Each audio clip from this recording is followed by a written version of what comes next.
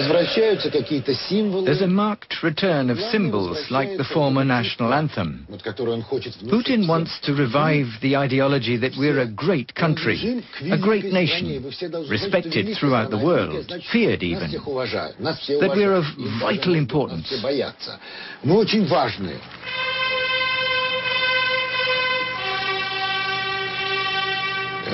This ideology is combined with former totalitarian stereotypes which are firmly rooted in the heads of many people in this country. I'm just a simple man, but the government and the state are great and mighty. It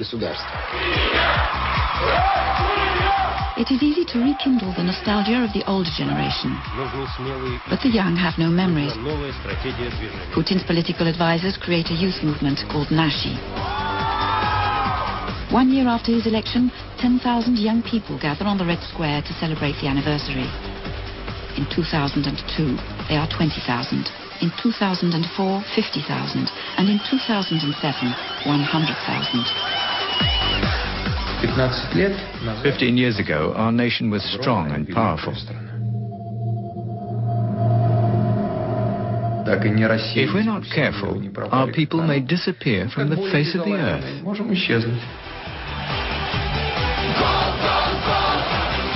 Nashi, an army for Putin, funded by Gazprom.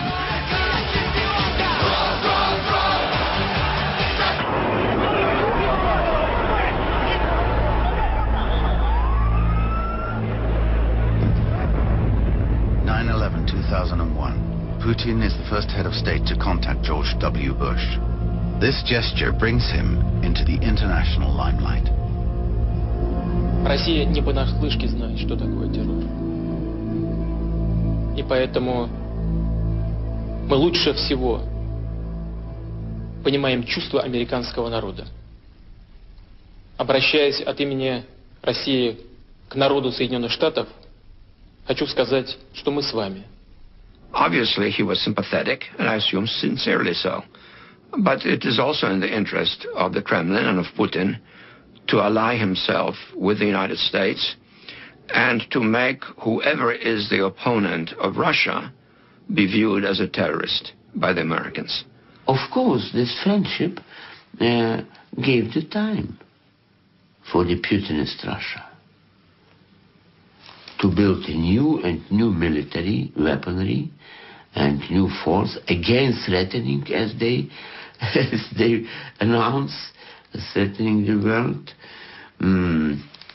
to get eyes kept off Russian atrocities, even to the level of genocide in Chechnya, because Russia is needed for something other.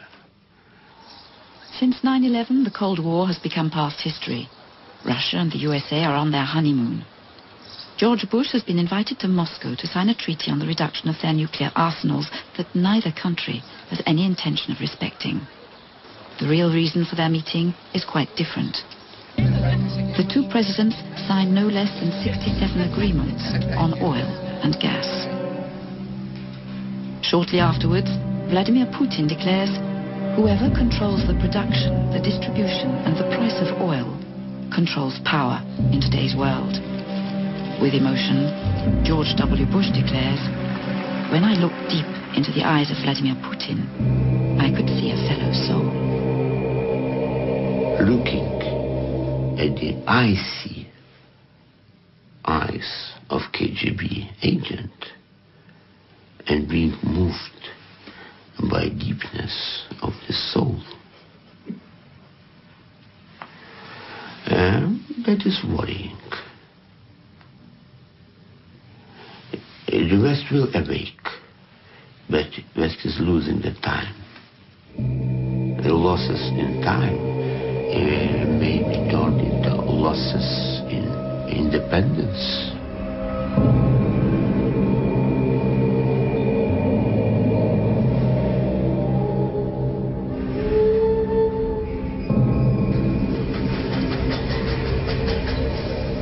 Energy is at the center of the political operations of Russia, and also internally, and also it's critical to Russia's presence on the world stage. If you use that as opposed to ideology, as the foundation for your increased position in the world, Russia is going to return to a significantly prominent position in the global affairs.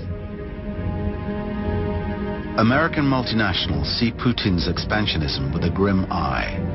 They construct 2 pipelines bypassing Russia, from Baku in Azerbaijan to Ceyhan. The honeymoon between the USA and Russia is over. The first shots have been fired in the new energy war. And pipelines are different than just general commercial agreements. Pipelines hardwire relationships. They represent an enormous investment of billions of dollars, and they create a link between countries that's really very different than almost any other kind of commercial arrangement. The Yukos oil tycoon, Mikhail Khodorkovsky, understood this link long before Putin's arrival on the scene. At the fall of the Soviet Union, he and other oligarchs had associated themselves with Western companies, exploiting Russian oil fields to make personal fortunes. Khodorkovsky plans to clinch further deals with the US.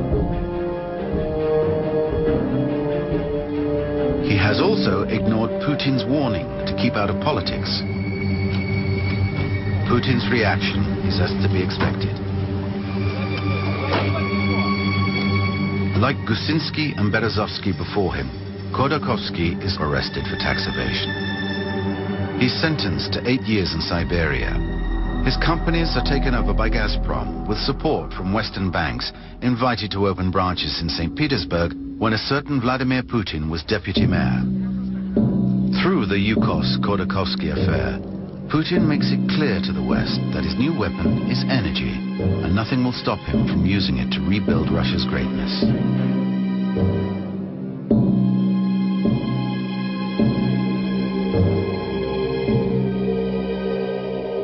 Крупный бизнесмен. It was some kind of demonstration that power is the strongest institute in Russia. The president in Russia, the vertical of power in Russia, it is institute of something like Byzantine system. Tsar. Tsar decided and Tsar did it.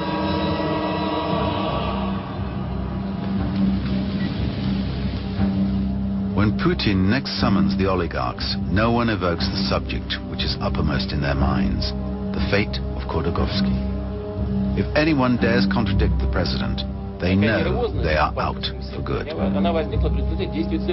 elaborate his system of control, Putin creates his own oligarchy.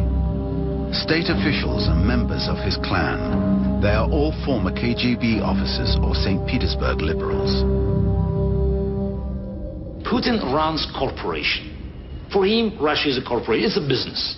They're nationalizing all the expenses and they're privatizing the profits.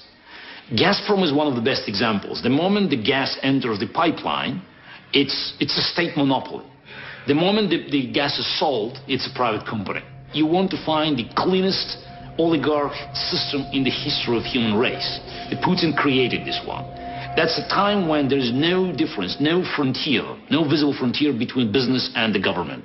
Money rules the country and the government controls the money. So it's a different approach, but the substance is the same. The substance is that the law is not for us, that we are operating justice, that we are operating everything, that we can just do whatever we want. But he also brought ideology to that, saying that this is a way at the moment to create great Russia. Mr. Sechin, Mr. Patrushev, Mr. Viktor Ivanov, Mr. Medvedev, Mr. Surkov, Mr. Sobyanin, well, I'm not sure the world knows about that, but of course Russians do know. They do know that Putin's lieutenants, unfortunately, these people who rule Russia on behalf of the presidency, they don't have one very important thing. They don't have accountability for what is happening. That is vertical. I mean, that you cannot be more vertical than that.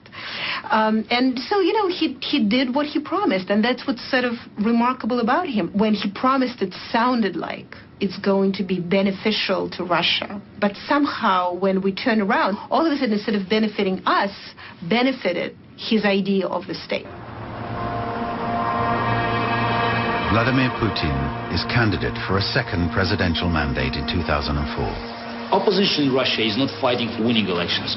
Opposition in Russia is fighting for having elections.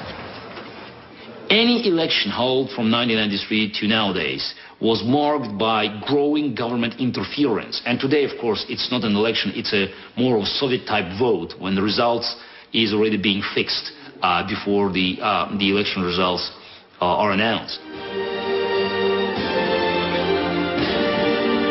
In March 2004, Putin wins the elections with an outright majority of 71%. He has 4 more years to consolidate his policies.